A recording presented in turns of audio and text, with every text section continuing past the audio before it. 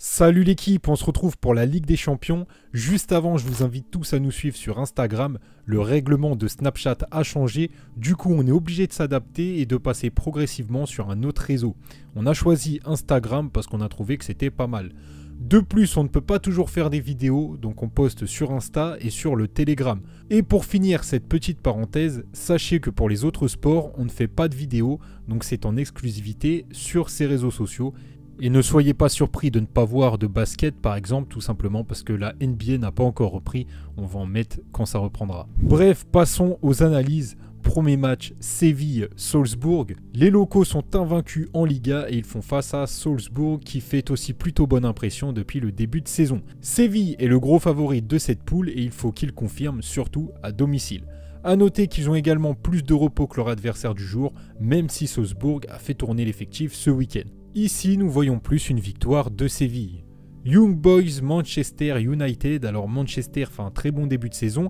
Ils ont même le droit à un retour de Cristiano, qui est le meilleur buteur de cette compétition. Ils font ce déplacement face aux Young Boys qui ont l'air d'avoir quelques petites difficultés pour démarrer la saison, bien qu'ils aient fait un très bon résultat ce week-end. Manchester est clairement au-dessus sur le papier, mais attention quand même à cette équipe des Young Boys qui ne sont pas sous-estimés. C'est une équipe que je trouve pas si mal et je ne serais pas surpris qu'ils arrivent à accrocher Manchester qui parfois a du mal en déplacement. Après, dans la logique, en plus avec un retour de Cristiano et vu l'état de forme, nous voyons plus Manchester gagner. Barcelone-Bayern.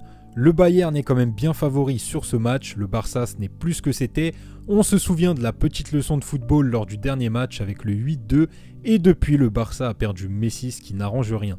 En Liga, ils font quand même un début de championnat plutôt convaincant, mais l'effectif reste en reconstruction. Le Bayern monte en puissance et pourrait prendre une bonne option sur ce match. On dirait plutôt Bayern ou match nul, mais pourquoi pas le Bayern en sec. Vu la cote, c'est pas trop mal quand on connaît la force offensive de cette équipe. Chelsea-Zénith. Alors, tenant du titre de cette compétition, Chelsea est toujours aussi intéressant à voir jouer, que ce soit défensivement ou offensivement. C'est vraiment très bon et encore plus que la saison dernière. Ils ont de quoi confirmer cette saison et pour commencer la compétition, ils font face au Zénith qui est invaincu et leader de son championnat, mais qui risque d'avoir du mal. Donc ici, nous voyons plutôt Chelsea. Dynamo Kiev, Benfica. Deux équipes en forme et leaders de leur championnat, nous attendons un match accroché. C'est du 50-50 pour nous, donc plutôt Kiev ne perd pas ou 2-1, ou Benfica ou match nul. Lille-Wolfsburg. Lille est en difficulté en ce début de saison. Ils ont bien plus de mal que la saison dernière et ils font face au premier de Bundesliga après 4 journées. Wolfsburg est une équipe plutôt solide qui risque de poser quelques difficultés à Lille. Donc ici nous voyons plus Wolfsburg ou match nul. Malmo-Juventus, après un bon début en qualification, Malmo a du mal, la Juventus est aussi en difficulté et ils doivent impérativement réagir face à une équipe totalement à leur portée. Une surprise est peut-être possible vu la forme de la Juventus, mais ce serait quand même surprenant. Ici on dirait plutôt une victoire de la Juventus. Villarreal-Atalanta.